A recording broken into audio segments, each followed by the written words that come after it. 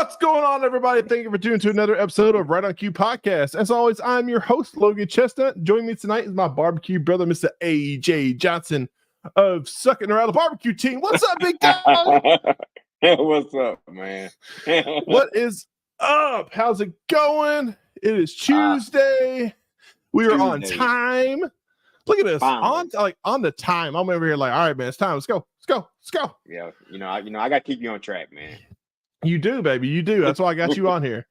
Man, right. I told my wife to stay away from my computer. Don't mess with it. So the real question, she told me to shut the hell up. Exactly. I was gonna ask, like, how many days you was in a doghouse for that? Dude, I made my doghouse really pretty on the front end because I was a forward thinker. You know, because I'm like, I'm gonna spend many days here, so might as well make this thing pretty. So no, my doghouse is nice. There you go. It is nice, man. Nice, man. So we are wrapping up this flood season that we call summer here in the South. Dude, it is rain. I can literally see my grass growing. Oh yeah, every single day. Yeah. How many times you mow? Probably at least once every 6-7 days. I mean, about it's growing like crazy. I've never been that guy. Like, I've never been the guy that's like, man, I gotta have a nice yard. It gotta be like, it's gotta be clean and stuff. I like a nice yard, but like, I wasn't like, now like, I got zero turn and I'm out there like having a good time. Like my dad.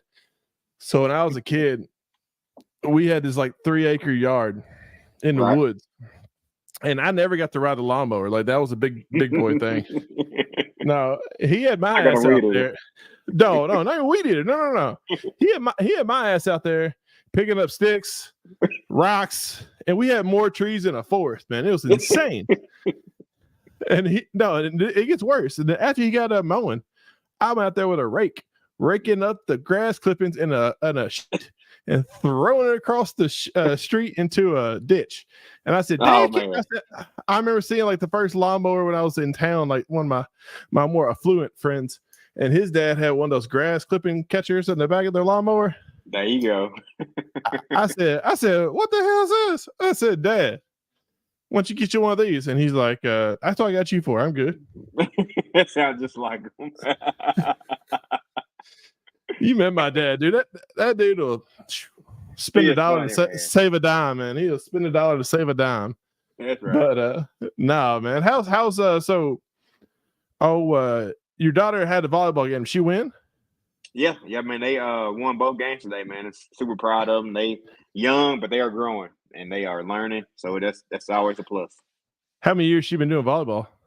It'd be a second year. I got you, man. I love watching my daughter like play soccer and softball and stuff like that. But man, watching little kids. I mean, my daughter don't listen, so I can say this, but watching little kids, like it's awesome. It's fun. And I'm so proud. But man, it's so just aggravating because like my daughter plays softball and she'll hit the ball and some of the girls like watch the ball roll by her and we're all like, go get the ball. And she just looks, she's like, she's like, oh, butterfly. Yeah. Or like one of her teammates like, you want a hot dog? I want a hot dog. The ball going. Shoo. Oh yeah, they're like, we don't care about this, and all the parents are losing their minds and stuff. That's why I get the sports rage. It drives me nuts. That's right. But we love them. We love them. Yep, we do. It's all good. So, man, we are continuing. What's up, Chrissy? We are continuing the food truck appreciation. Man, look at me. I can't talk. The food truck appreciation. No, the food truck appreciation. There you go. Gonna kill me. Hooked on phonics did not work for me. No.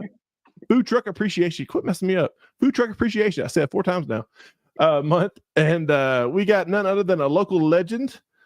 This woman here is went on the accolades of TV, the barbecue showdown, and kicked ass. She laid it down, and they were enjoying what they picked up. Man, she was a bad one. I enjoyed watching her. Like, I'm from close to Nashville, Clarksville, Tennessee, and she's a Nashvilleian. And of course, anytime I watch one of these cooking shows and someone says Nashville, I'm like, ooh, I'm watching this. So that's right. That's right, man. So she's pulled it off, and she won the thing. Some people would describe her as bad and bougie. Y'all can't see it, but she doing a little shimmy right now. She doing a little shimmy. She getting ready. But without further ado, let's bring on Miss. Man, you gotta speak for me tonight, Chef Shaticka. There you go. What's up, girl? Hello. Thanks for having me. Absolutely. Migos wrote that song about you, right? Bad and bougie. You bad and bougie?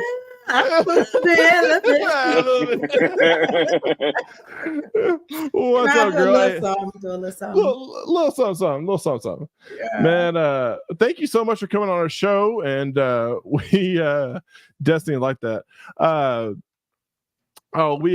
Thank you so much for being on, and we are continuing celebrating the wonderful people of food trucks, and also your big win on the Netflix Barbecue Showdown, man. Congratulations. Awesome. Golf clap. A little golf clap for you. Thank you so much. Yeah. Thank you so much.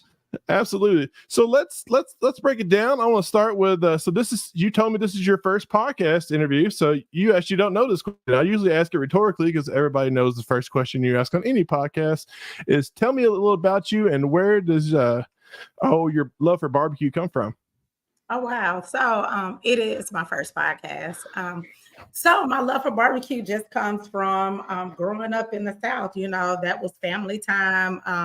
A lot of times when family got together, it was always around it being a huge barbecue season. So the season started off with barbecue, and then it goes, into the other holidays like Thanksgiving and Christmas. But during the summers, you would always have huge barbecues. So I would sit outside, you can smell the smoke, watch them do their thing on the grill. And, I just fell in love with it.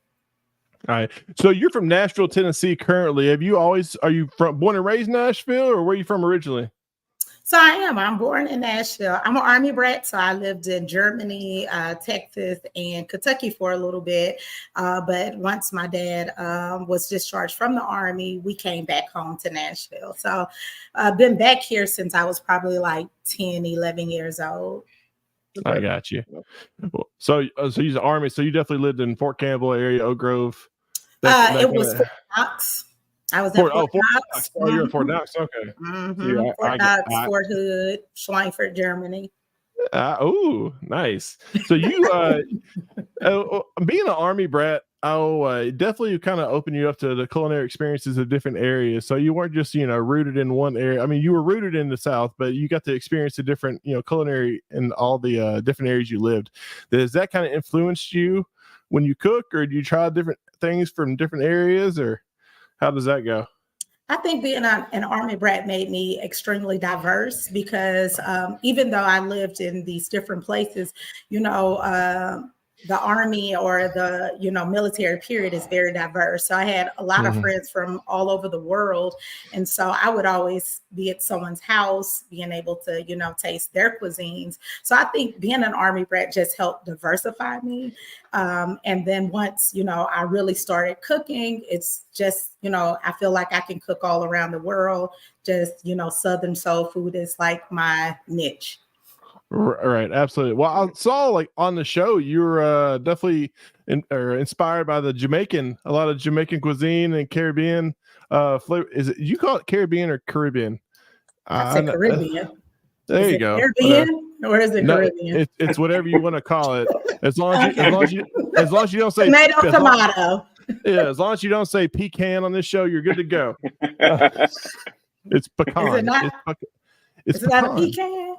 It's a pecan. No, it's pecan. Pecan. So I say pecan or pecan. I don't know now that you've said that. I like butter pecan. I say butter pecan. Butter pecan ice cream. There you go. You're right. You're right. That's right. That's right. No. Well, that's cool, man. So let's talk about the show. Like I said, you I don't have to break into it, but you auditioned for the show, and then you got accepted for it, and then so they fly you in or drive you down all the way down to Gay, Georgia, right? Gay, Georgia. Big city bright lights of so big.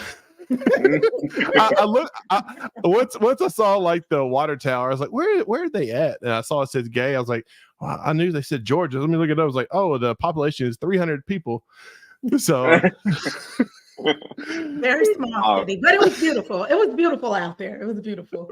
Right. And they had you out there in the fall time, right? It was kind of in the cooler fall months going into winter. Absolutely.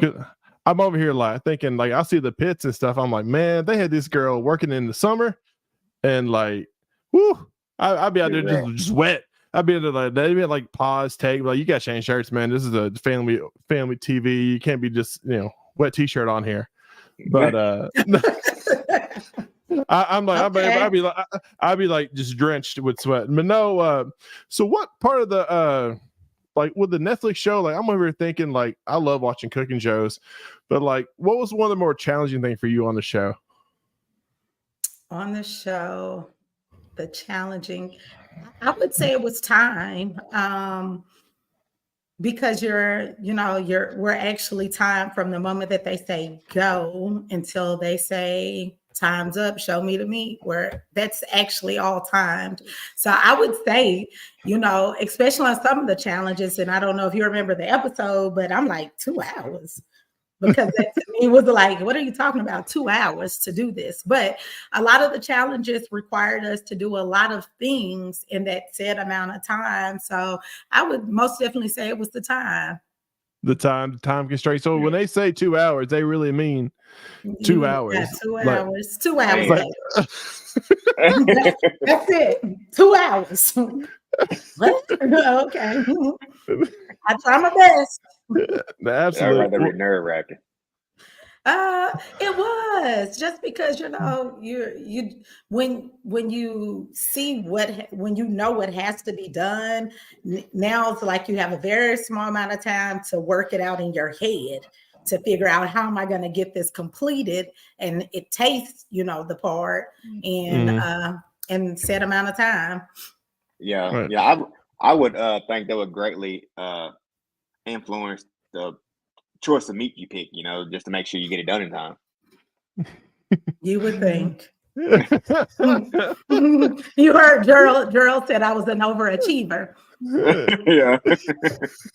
I got 2 hours. Oh, let me try to do this. And I would try, but it paid off. It paid off. You did. You pulled it off. That's all that matters. It's not how you start, it's how you finish. It's how you finish. No, there were some heavy hitters on that show. I mean, when people rolled in, did you recognize anybody? Like you kind of follow the culinary scene? Like Kent Rawlings is a huge. Is it Kent Rawlings? Yeah, Rawlings. Yeah. Rawlings.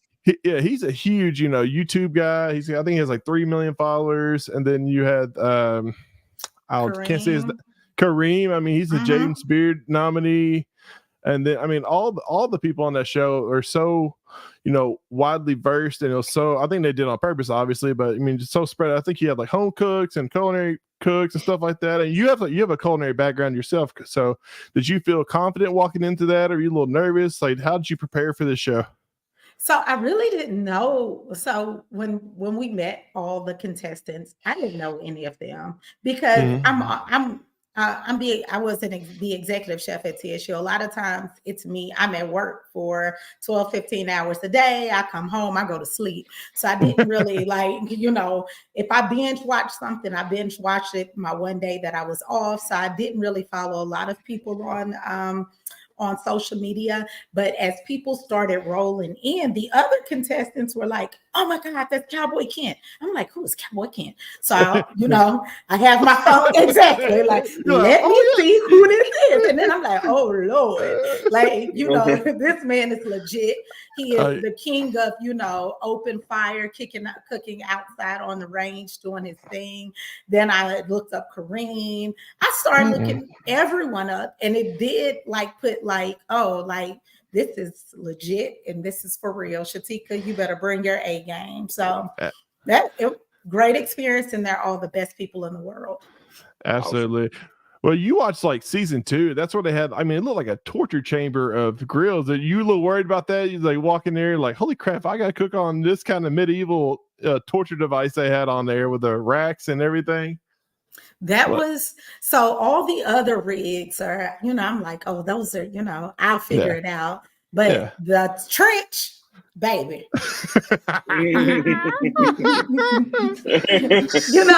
You try to figure it out. And we didn't have like much time. It's not like they walked us around the trench and like really told us exactly how this thing works. So it's like, and I believe that's the time we had the 2 hours is in the trench. And so I'm like, well, what in the hell? Trying to figure it out. And I was like, I think I better just stick to the stand and, make it my own little area. But that was very intimidating. Man, y'all, it looked like so M&M Grills. I think I noticed on the show they were one of the bigger grill sponsors of the show. Them Lang, but that M&M Santa Maria grill. That's on my like bucket list to own one of those days, man. That thing is gorgeous. I always see everybody. I see y'all cooking on that thing. I'm like, oh, I'm so jealous. I want one of those so bad. But I mean, you literally had like a plethora of grills on the show. You had with the Big Green Egg. You had the Lang, you had the Santa Maria, the barrel, barrel smoker, and you had the Santa Maria.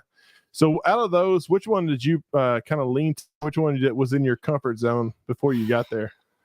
Before I got there, it was the Green Egg. I have a Komodo Joe, and I love her dearly. And so I'm very familiar, and I'm familiar with, offsets as well. Had never been on the Lang before, but I'm familiar with that. What I wasn't familiar with was the Santa Maria, which I really fell in love with. Like, so I can understand how you can say you really want one because they're awesome. And I mean, towards the middle of the show, I'm like using it for a lot of different things. But the Big Green Egg is what I was most familiar with because that's what I would cook on outside on the Komodo Joe every single day if I could. I got you. AJ, can you imagine doing that? Like, so we do barbecue competitions and it's, it's the same thing every week. And that's why I love like what you do. Cause it's like, so you get to be creative and you get to be, it's you in the space of barbecue. What, like, how did you handle the pressure of like cooking on the show and like, having the time limit and like thinking in your head, like, you're like, all right, this is what we're cooking. These are the proteins. Like, did it give you time to kind of like process of what's in front of you, or is it really like on the show, like, all right, here's what you're cooking, you got the whole pig, you got to pick 2 proteins and go?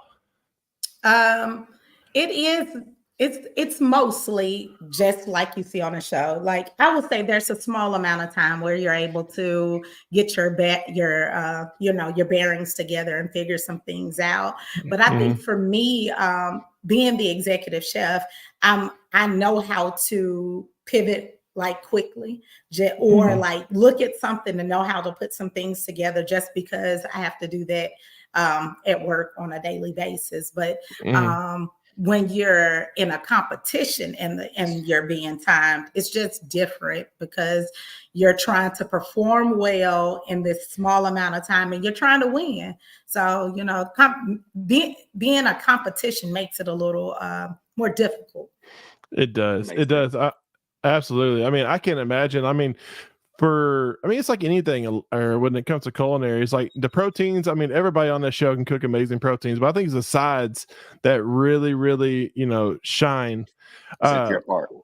Absolutely. What are some of the sides that you made on the show that you're most proud of to show off to the world? That like, hey, look, I'm a badass in the kitchen. Look at this. I think some of my desserts. One of the most requested recipe is the banana pudding ice cream. I'll holler at you after the show on that one. I'm very proud of my beer can cabbage because it was delicious. Have you done that before on the beer can cabbage, or is that something like spread them on? Like I've seen somebody stick it up a chicken's butt. Let's try it on the cabbage. I had, and I was like, I knew they didn't want to just see the beer can chicken because, that's something that everyone does. So I was like, well, shit, I wonder if I could just stick it up the cabbage and what would happen to it. So that's legit what I did. And so I've done like barbecue cabbage on the grill before. And usually I just stuff bacon and onions up that hole. And this time I was like, you know what? I'm just gonna go with the beer and let's see what happens. But it tastes really good. It was good. I saw some TikTok videos of people trying to do that now, man. You're starting to craze now, man. Beer can cabbage. I mean, I'm definitely going. Hey Jay, we gotta do that for family meal one night at the comps. We do beer can cabbage.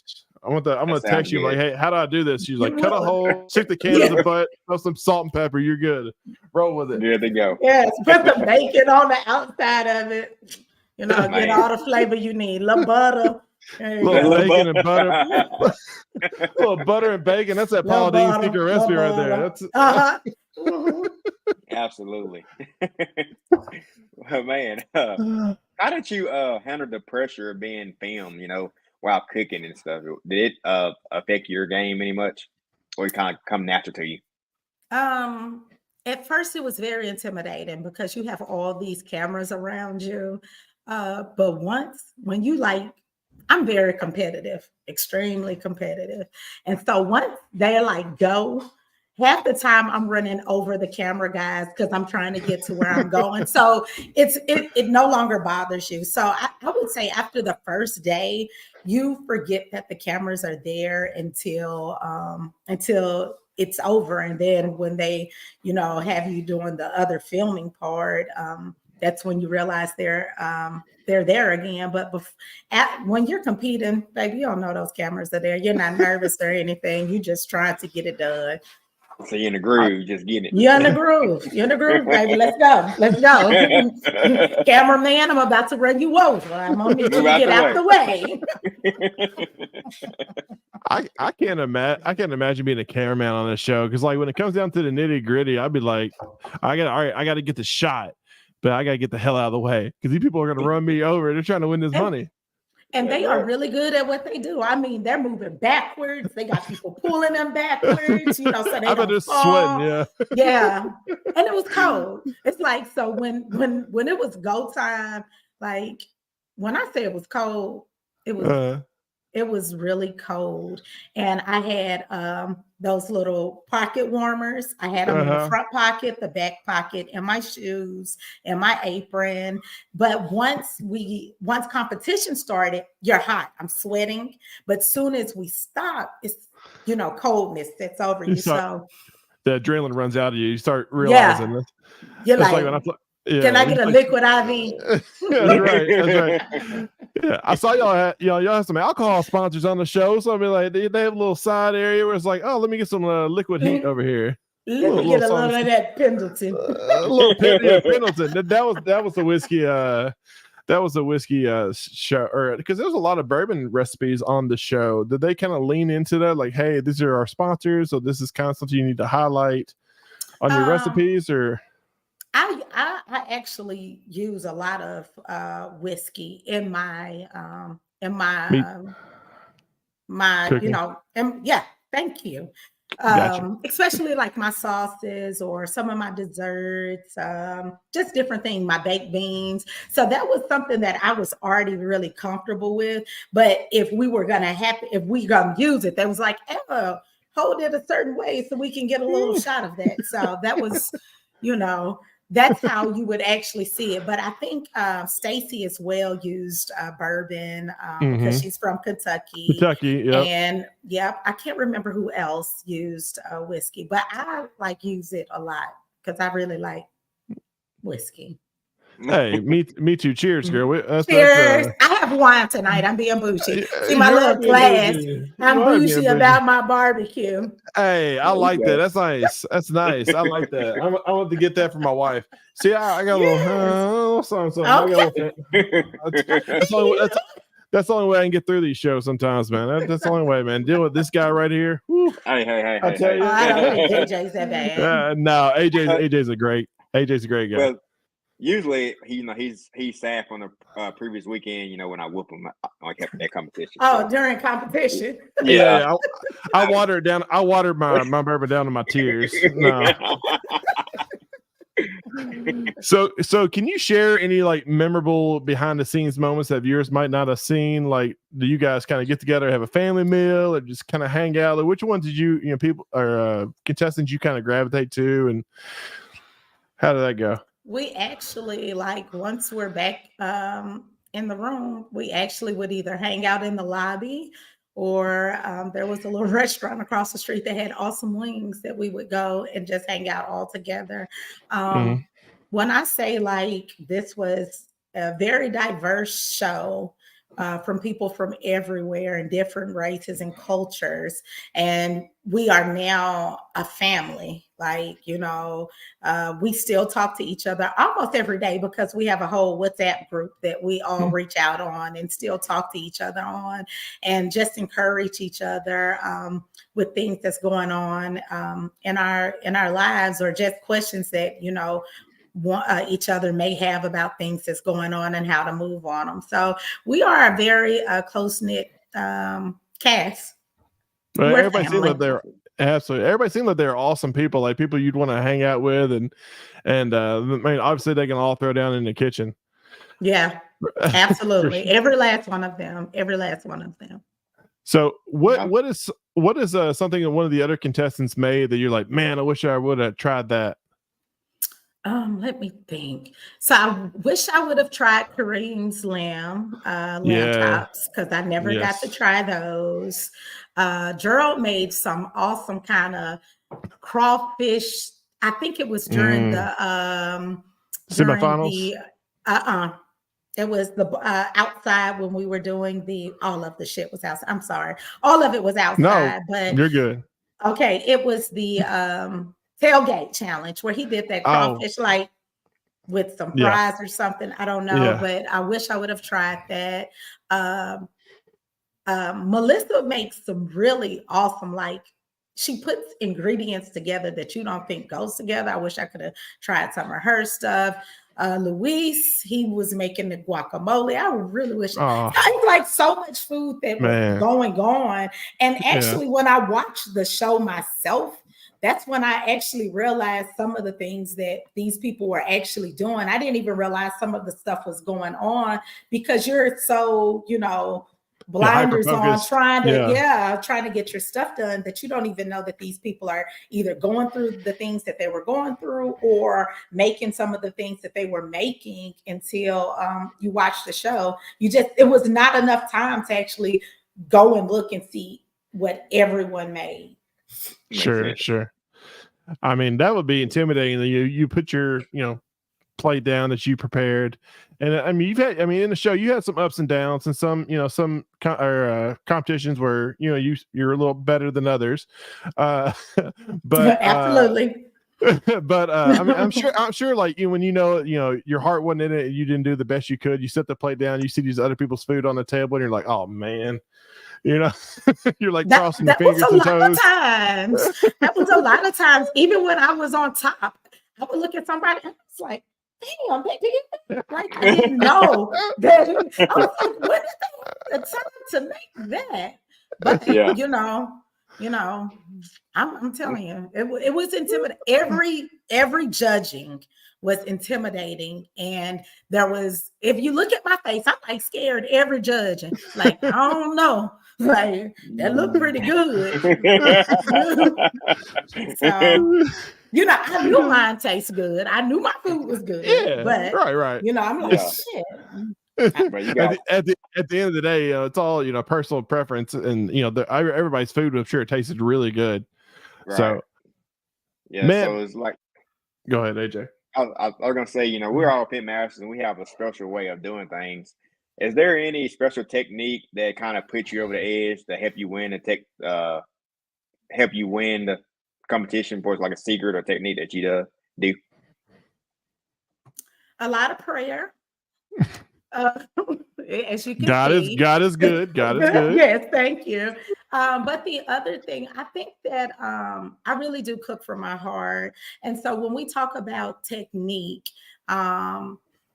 is there one technique that I think that put me over the edge? No, I think that I know so many techniques that even if I'm like jacking something up, I might be able to fix it just because I know enough about food and ingredients and temperature to fix it. So I would say it's just the passion that I have for food is, just putting that all together. So I don't know if it's just one technique. I can't say. It's like, I think there's many techniques that are being used on the show, and it just depends on what's going on. Like I said, I've never cooked on a Santa Maria, and what you guys didn't see on the show, which I really wanted you all to see, was when I cooked the Cornish hens on a Santa Maria the whole time, and they looked so amazing. But so I just think and I did a beer brine on that, but it's just different things that I think that goes together. Also on the beer challenge, I used 5 different beers. Yeah, you did. I was the only one that Yeah, used you 5 did. different 5 beers. I felt so bad for your girl. Your girl, she never even she didn't drink beer. She said, but look at her, she won. She crushed it. That girl, she crushed it. I'm like, man. Yeah. Sloan. I was like, Sloan, you what? She was like, I don't drink beer. She like a whiskey. She like a whiskey girl. I mean, she like whiskey. I don't even think she drinks whiskey. I'm not sure. I don't think she's a drinker. I got you. Well, that's fair. That's fair. So I mean, on the show, you had some amazing guests on for the culinary guests. Like I'm a fanboy of a lot of the cooking shows and a lot. So out of all, I mean, I know my favorite. Which one of the guests were you like, oh my god, these are, did you have any like aha moments with like some of the guests showing up? Or I think it was for all of them for all different reasons. Like you have Tuffy, that is like, this huge guy in the barbecue world. And then Maddie, like being on the bear and what he does. Then you have Kwame, this young African-American man that's up in New York crushing it. And with his restaurants and, the things that he's doing and how he's bringing different foods back. So I think it was all of them for all different reasons, because they all are like great and geniuses in their own rights. Right. Did y'all get to interact with them, or is it kind of like, hey, it's like, hey, how's it going? Deuces. Deuces. Like, thank you. You did great. See you later. Bye. Did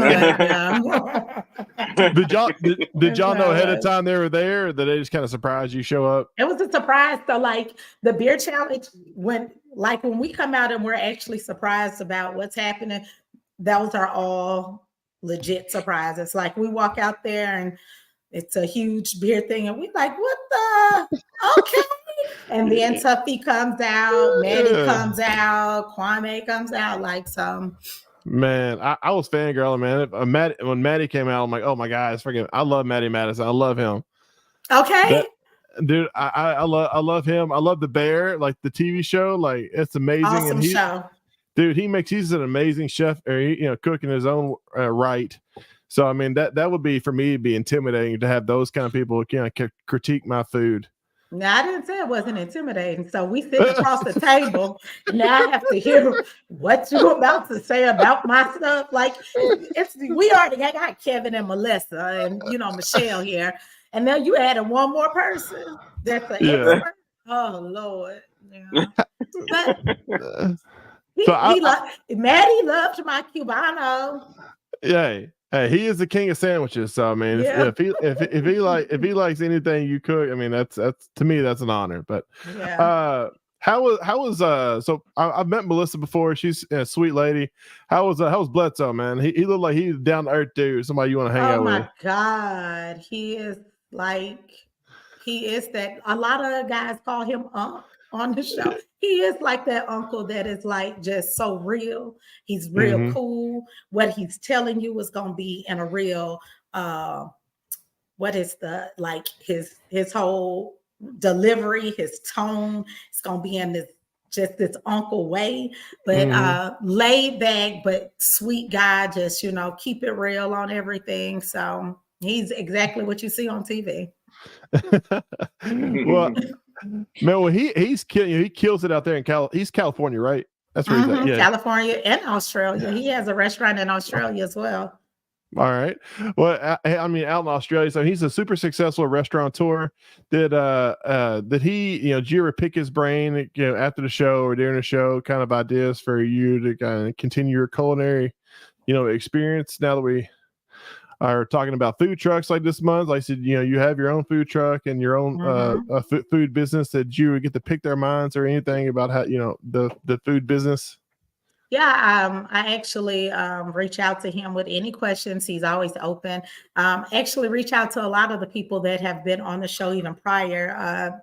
Byron and I talk on the phone a lot. Kevin, I speak to him. Rashid, he gives tons of knowledge about, what's going on.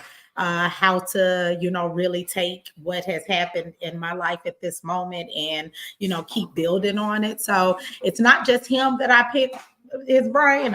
Anybody that I can reach out to, I'm picking everybody's brain. Absolutely. I mean, that right there. I mean, obviously the money's awesome. The free grill is cool, but the networking and stuff like that with connections that you get from there, that is more valuable than anything that they hand out as a prize. Absolutely. I have told many people that. Yeah, I mean, networking is one of the most. They say it's not what you know, it's who you know, and that's for as a business owner. I mean, that's there's no truer statement. So let's rotate and let's talk about food truck, because we are a barbecue show. Food truck. Now let's talk about your food truck. I won't grill no more on the show, but congratulations, and we're very proud of you. So let's talk about your food truck. So tell everybody about it and what kind of food you got and where the inspiration came from and all that good jazz. All right. Coley's Juke Joint is the name of my food truck. Actually started Coley's Juke Joint during COVID. Out of my house, I was delivering meals in my subdivision in Durham Farms, and just because no one wanted to get out. From that, it just expanded on to, hey, let's get a food truck. Got the food truck. I was still working full time at TSU, so I wasn't really out much. I was doing more catering, and I've been cooking for a while, so people know that I would do meals, or they can call and ask me for certain things, and I do caterings and things. But then before the show was released, I really started getting out a whole lot more just on the food truck. Before, I was doing festivals, so like the last two and a half years, I would do like festivals in Nashville. Now I'm doing the farmers market, so 12 South Farmers Market, the Wedgwood Houston, on Street Food Finder, Rome and Hunger. I would do. I'm doing things, but now since the show has dropped, I'm doing a lot of just pop-ups. Last 2 weeks, I've been at Bell Road, 901 Bell Road, right in front of the AMC movie theater. I have actually sold out each day that I've been there within 2 to 3 hours. So I've had like really good, it's been very successful. And so it's just, working a food truck is, a lot of work. And craziest thing is a lot of times now that I'm on a food truck, I feel like I'm back in competition mode. Like, let me get everything together. So it's trying to find that balance of like running this and not feeling like that crazy person. And I don't know if that ever happens, because even when I was the executive chef at a university, I still was, there's a lot of running around in the food industry just because things happen that you do not plan to happen. And so, that's it. Well, that's awesome. I'm over here while you're talking. I'm looking at your menu on your website, man. You got elevated AF smoked ribs. Are those spares or babies? Those are spares or St. Louis cut. St. Louis cut. Yep, absolutely. Then you got some chest squares. Oh, girl, chest squares. Woo. Blonde brownies. And then smoked crab cake sliders and some Jamaican smoked oxtails. And oh man, I do a lot. I know, man. Hey, no, here I want to get you. You got Southern fried cabbage. No, we don't want that. We want the beer can cabbage. Like that should be a staple. You should Nashville hot beer can cabbage. Oh my That'd God, I might have to try that. Let me see how that turns out. But the southern fried cabbage, can't go wrong with the southern fried cabbage. Oh No, no. no. That's one of the first sides to always to sell out is the fried cabbage. Well, yeah, man, because that's So, you're known for it now. You're cabbage queen. yeah. The beer can How do cabbage. you do Oh my your? God. You're TikTok famous. How do I do the fried cabbage? Yeah. Oh, I actually put it on a flat top in the food truck. So, I got butter, some peppers and onions, some Mm-hmm. seasonings, a little brown sugar, There you go. fry it up. Man, And that so sounds good. I try I to do. put things on my food truck that vegans can eat as well. So, Okay. there's no meat in my baked beans or in my fried cabbage. Okay. Well, That good. sounds really good. So Thank you. you won that big laying. Have you utilized that in your food truck for your smoked meats, or what were you what's your equipment like? What were we working with? I have not received my lane yet. Oh, So I'll let you know how that lane works once I get it. But on my do better, Netflix. I'm sure it's on the way. That thing is big. But on my food truck or my trailer, I have a rotisserie smoker from Heartland Smoker. Mhm. So have 8 racks on there. That bad boy does his thing. So I love cooking on it. I got you. Well, I mean, it's so hard, like, because I'm from Nashville area. I say Nashville because no one really knows what Clarksville is. Yeah. And you're from Nashville. Nashville's, especially in the last, wouldn't you say, like 6-7 years or 10 years even, like the culinary scene's just exploded with Totally the influx. different. It's I mean, the skyline's different within the last 10 years. So the culinary scene, so I mean, is it a little intimidating going out there? You're just like, hey, I'm gonna do my thing, and I'm gonna put the best food out there, and I'm gonna get my little piece of the pie. Yeah, I don't think that it's intimidating. I think that it's kind of like I know that I have a good product, and it's just like, let's get it out here. How can I get it out here in front of more people? Because even though there is, tons of restaurants in Nashville, there are still people looking for really good just food that's made from your soul. So I think that if you're out in the right space and you have a really good product, the people are going to come to you regardless of how many other restaurants are around. So you worked in the culinary program at Tennessee State, and I'm sure their kitchen is just phenomenal. I'm sure it's a huge commercial, beautiful kitchen. What is like the challenges of working on a food truck versus working in like some brick and mortar per se kind of huge commercial kitchen? Well, you're having to being on the food truck. A lot of stuff I'm having to do at a commissary, so I have to go. I'm at the commissary, then I'm having to load up. So there's a lot of loading, unloading that a lot of people don't think about, like on the food truck. And I can't.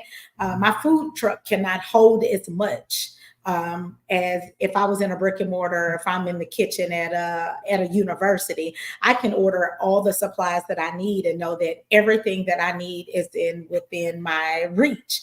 Whereas on the food truck, you're having to make sure that everything that you need is on the food truck. And if you don't have it, it's like, what am I going to do because I'm out of this? Or maybe someone forgot to put the forks and the spoons on the food truck. So it's a lot of things of making sure you have a list of everything that you need for that day in order to make the food truck run in a smooth manner. Mm-hmm. Do you do so? Like, I know one of the greatest challenges on food trucks is, I mean, the hype machine, social media presence, which you got down perfect already. You're killing it on that. And then the other thing is the location. Do you like to stay in the same area, or do you kind of try to follow the crowds, or how do you kind of determine that? Prior to the show dropping, I would say that being on Street Food Finder was really good for us, just because on Street Food Finder, you can kind of see what the sales are like before you pick a place on Street Food Finder. Or Roman Hunger will give you about how many people will be in the area so you can prep properly, because you would hate to prep for like 100 people and then only 20 people show up. So that's one of the bad things. Now, since the show has dropped for me, it's like everybody is coming because they want to try it, and it's how do I get in a spot that I can reach a lot of people? So like I said, prior the last 2 weeks I've been in Antioch, but I've had so many people from Hendersonville, Clarksville, from Franklin, all the different parts of, that all the cities surrounding Nashville saying, hey, when are you coming? Or even in Nashville, they're like, hey, when are you going to be in Nashville? I don't want to really drive all the way out to Antioch. So for me at this point, it's like just finding spots that I can, where I'm easily accessible to everyone. And so that's why this week I will be in Nashville off of Buchanan, and hope that, the people that haven't been able to come out to check me out in Antioch, that might be an easier area for people to come see me, or even the tourists that are in Nashville, that have been asking to come try my food. That's easier for them to get to versus being in Antioch.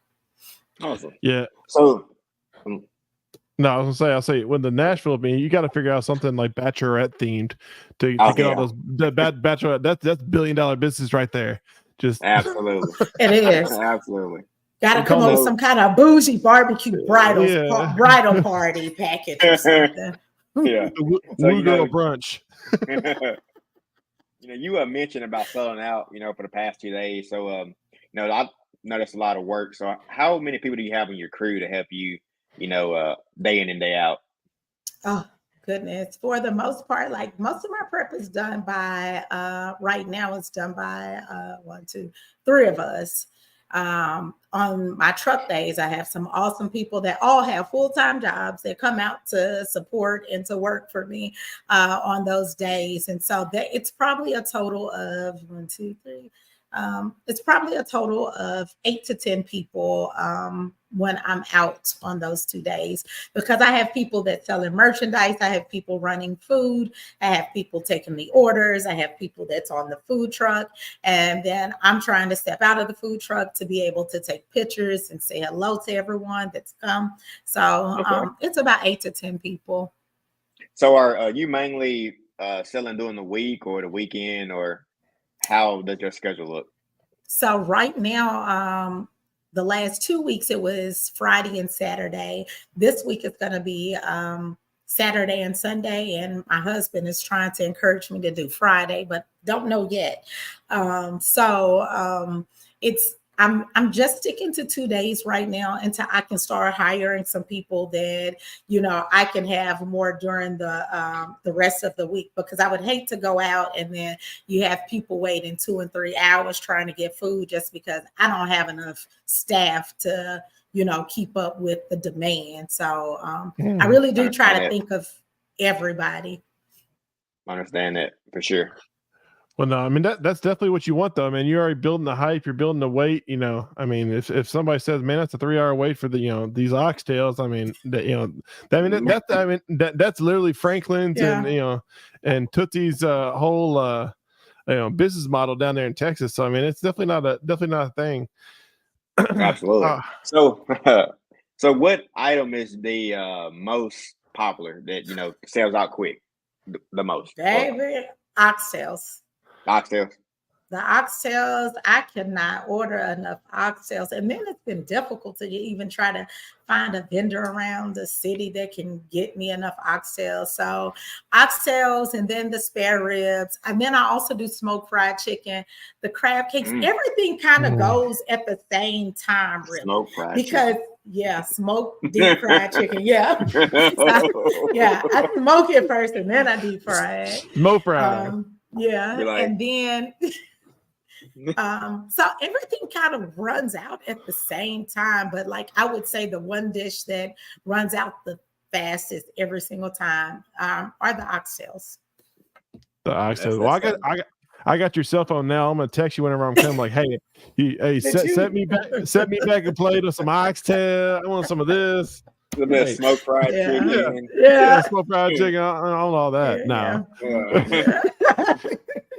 So No, man. Honestly, I messaged on her Facebook. She posted like her menu or whatever. I was like, I'll take one of everything, please. I'll take the shaticka, the bad bougie shaticka special. That's all I want. All of it. I just want one I of like it.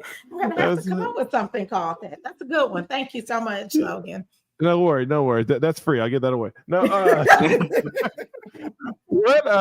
so since the show is aired, now it's over and everybody's seen it, it's a huge hit on Netflix. I know I'm not talking about show, but how has that changed your business model, your food truck? Have you seen a lot more hype? People are coming just to see you, or where they weren't, they didn't really know you before, or like how has that helped your business? Oh, like it's blown the business up in a very good way. Like I said, to sell out in 2 or 3 hours. So the first week, 2 weeks ago, I was like, okay, I'm gonna go out here. We sold out 2 hours both days, right? Nice.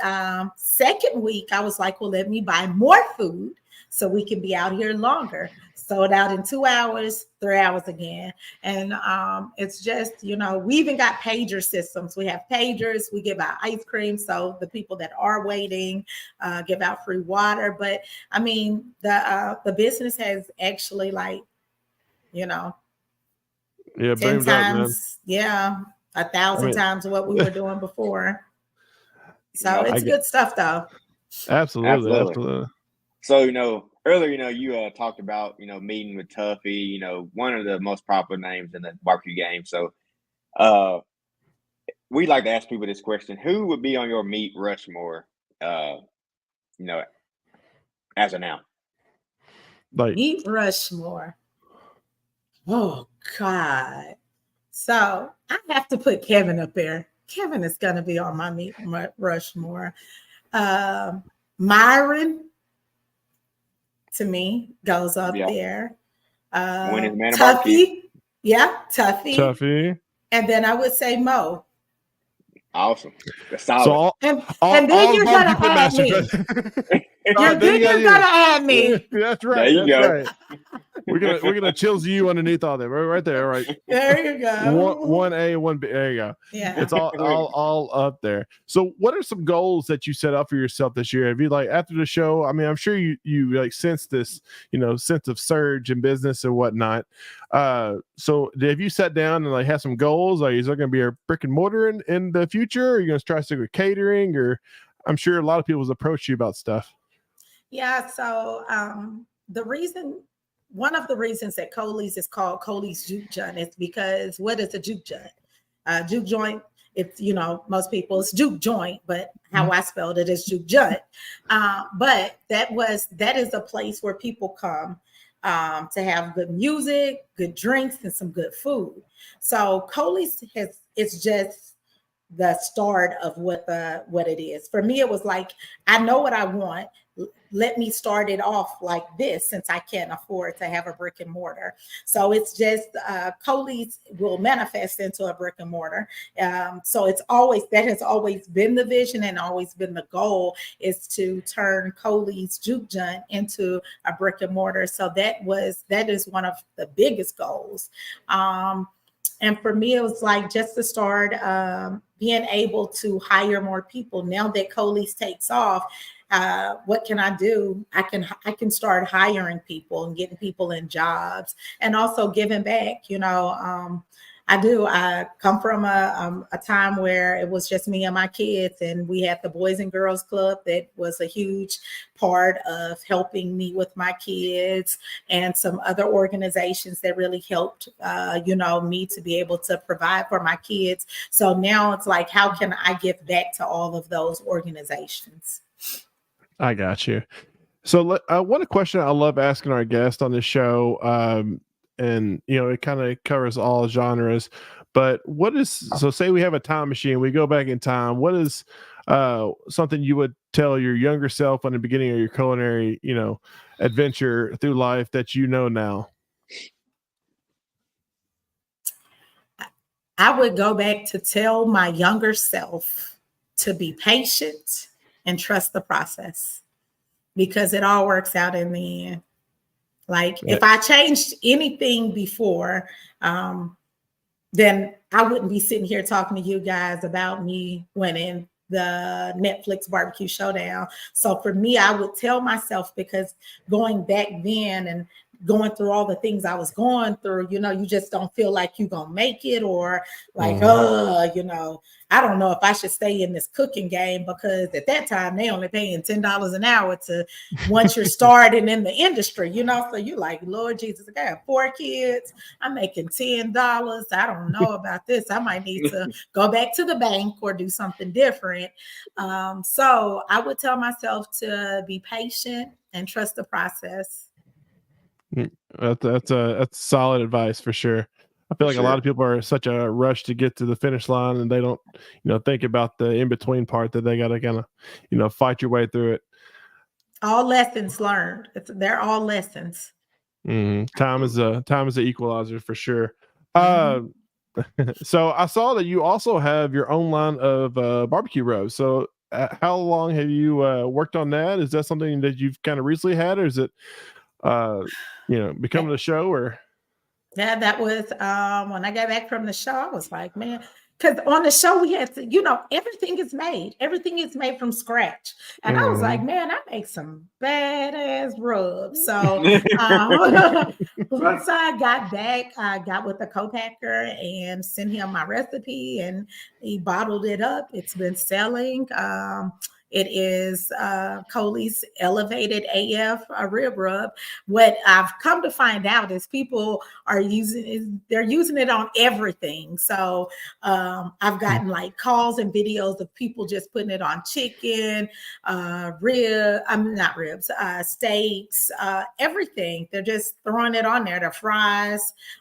So it's a really good rub. I'll send you some. Absolutely, I'd love to try it. But so if you could explain like what kind of rub it is it more like salt forward? Is it more like on the sweeter side, or like?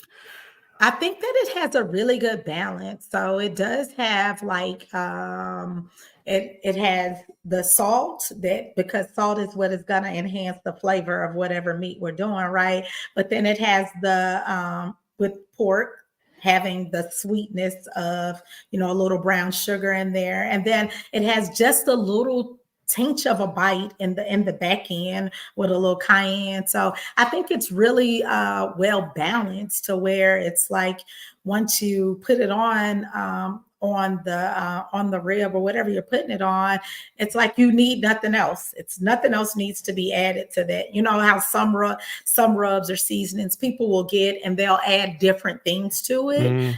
This rub doesn't need that. It does everything that it's supposed to do. It's a one and done. It's one and done. One and done. Well, good deal, man. Good deal. Well, that's my sound. That's my sound, man. That sound right there means it's time for the Brothers Cube Barbecue Supply Lightning Round, brought to you by Brothers Cube Barbecue Supply for all your barbecue needs. I'm getting good at saying that, right? Yeah, that's right. You're doing good, man. That's nice. That was nice. I got to take care of my good Gareth. But no, man. So that sound lets us know that it's time for the lightning round. It's I got just a list of questions for you. Nothing too serious. You tell me about that. Okay, go ahead. Well, you gotta have some surprises. We're not Netflix, but we got something under our sleeve. Okay, this is exactly what they would do. Okay.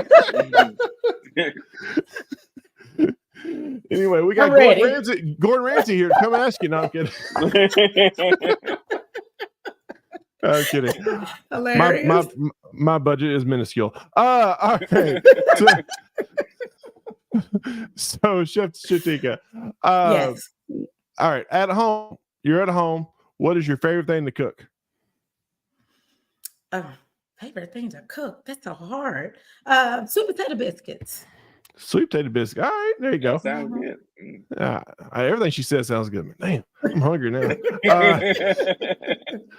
All right, man. I already know the answer to this one, but you're going on a vacation. It's going to be to the beach or to the mountains?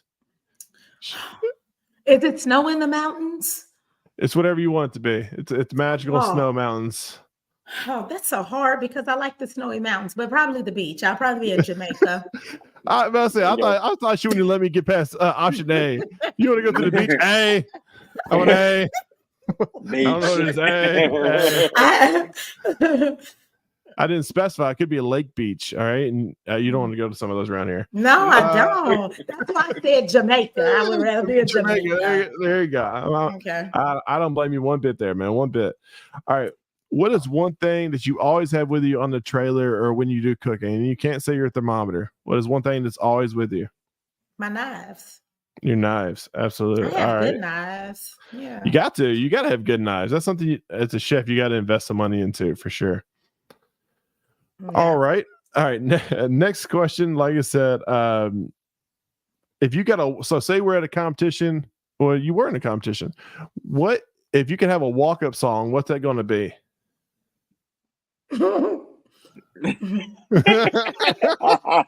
Wow. I feel like it's something embarrassing or something. She goes, I don't know.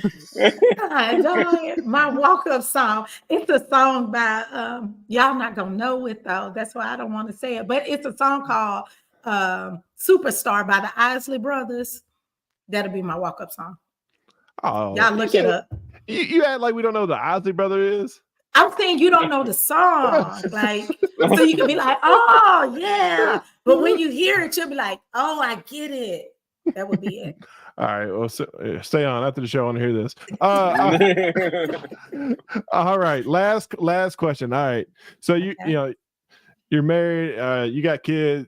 If you're going laying it down and trying to make your man happy. Wait, what's he cooking? What's a meal you're gonna throw down for him that's like Valentine's Day? We gotta throw the man a bone. Throw his man a bone. What's his birthday meal? What's his Valentine's meal? Like what's this like where you're like, bam, that's it. It just needs to be pancakes. He's simple. I like it. Ain't no wrong pancakes. With extra syrup. There you go. She's like, I got pancake. Yeah. I don't know pancakes. With some sausage. With sausage. That's his favorite meal. He would be so happy. With some eggs and cheese. I'm gonna give him a gift. She's like, I give him a gift certificate to the pancake pantry, and he just goes. It's all. He doesn't really like barbecue, so he's not a huge barbecue guy. So for him, when he gets excited if I have smoked sausage on the grill, he doesn't really want ribs or anything else. He wants the smoked sausage. That's why I'm saying for breakfast, if I know I'm gonna put it down, go and get him some 5 stacks of pancakes, some smoked sausage, and some eggs and cheese, extra syrup. And it's going down. Extra syrup. She gonna smothered, covered, and chunk her way through her man's heart. Yeah. I like it, man. She's a waffle house in the house. I like it. Smothered, covered, and chunk. All the way there, man. All the way there. Y'all are silly, man. Well, girl, thank you so much. Thank you so much for coming on our show. We truly appreciate it, man. Celebrity in the house, always awesome, and your fans have been so gracious and have made great comments and shared us. So we are so appreciative of you and all of them. So this is the time of show where we like for you to give a shout out. Anybody want to give a shout out to, or let people know where they can find you, and all that good jazz. All right. Shout out to all the people from all over the world that have been supporting me, from the Netherlands to Peru to Africa to Germany to the whole United States. Shout out to all of you guys. If you're looking for some of that elevated AF rib rub, go to Coley's. Yeah. Go to Coley's, jj.com. And under our online store, you can get that. Or if you're just looking for some bougie barbecue apparel, go on our onto that same website, onto our shop, and get you some apparel. Or you can get this nice wine glass. I'm bougie about my barbecue. I like it. I like that. That's nice. That's nice. Thank you, guys. This has been awesome. I had a lot of fun. Well, we sure do appreciate it. I got to make sure you got I got the big and tall section. Well, I'm both big and tall, so I need to get some merch. I'm sure I do. You got something for giants? I'm 6'9". I'm 6'9". I just need you guys' addresses. I know. We talk about. I'll drive up, man. I'll drive up. I'm right through. I'm 40 minutes away. I'm good. Smoke. Man, that smoked fried chicken calling my name. I ain't gonna lie. Or even the smoked crab cakes. Listen, no smoked crab cakes, I'm telling you. Girl, yes, man. No, I forget that. I want that beer can cabbage. I want give me that beer can cabbage. It's gotta be Miller Lite beer can cabbage though. I don't want none of that other stuff. No. No, what'd you use? You used I think you used the Killian's. IPA. Did you use the I used IPA? the IPA. Mm-hmm. Okay. Yeah. I got you. It was delicious. That'd be good. Yeah, a little hops in there. I like it. I like that. Well, that's good. I think y'all gonna need me to come back on another time and let me be one of y'all guest hosts or something. Please do. Fun. No, I had a absolutely. ball. We definitely get you back on, girl. You're a hoot, man. We appreciate a hoot. Man, I sound corny as hell. Well, You're a hoot. You're a hoot. G. Golly G, you sure are swell. Woo. All right. That's all right. Well, thank you so much, girl. It is awesome. And you just keep being bougie, all right? All right. Thank you guys so much. See you, girl. Man, that was awesome, man. That was cornier than pudding, dude. That was bad. Hey, those menu items, it's like, man, I gotta try that. Man, that fat boy in me is like, that's like food porn. Bread. That's like food porn. I like read it slowly in a deep voice. I'm like, yes, smooth crab cakes. One of everything, please. I know. We gotta have the right on cue platter. It's just like everything. Yeah. Well, good deal, man. Well, that's our show. That was it. We wrapped up the food truck with a bang, with the biggest for last, and we sure do appreciate her coming on. She was awesome. That was a blast. But next week we are kicking off another month. It's going to be barbecue. What do we want to call it? What do I want to call it? Barbecue personalities. We'll do that. Barbecue personalities, and kicking it off is none other than Mr. Harry Sue of Slap Your Daddy. Slap your daddy or slap your mom. I think it's slap your daddy barbecue. I think it's slap your family member barbecue. It's one of them. It's one of them, man, dude. So man, he has played a big part in my culinary career. Like, I watched his videos and used his roast when I first got going, and he's the one that got me my first place chicken and competition barbecue with I'll give you my secret for injection. I used a White Claw. little white claw injection. I've come a long way, but anyways, man. But thank y'all for watching tonight, and stay tuned, and we'll have another great show for you. So, all right, man. Well, that's it. That's our show. Until next time, make sure you're always right on cue. Deuces, guys. That's all, folks.